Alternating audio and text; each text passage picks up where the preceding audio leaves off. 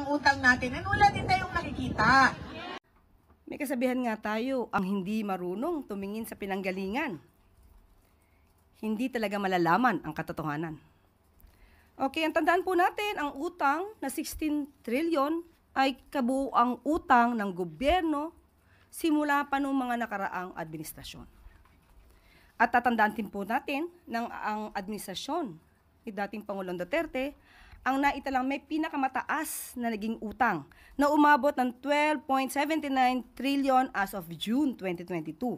Hindi ba niya po nakikita ang dulot na naibibigay, tulong ng Bukas Centers, ang paglaki ng PhilHealth coverage, ang murang bigas, ang 3+1 promo ng LRT, MRT, ang fuel subsidies na ibibigay, at marami pang iba.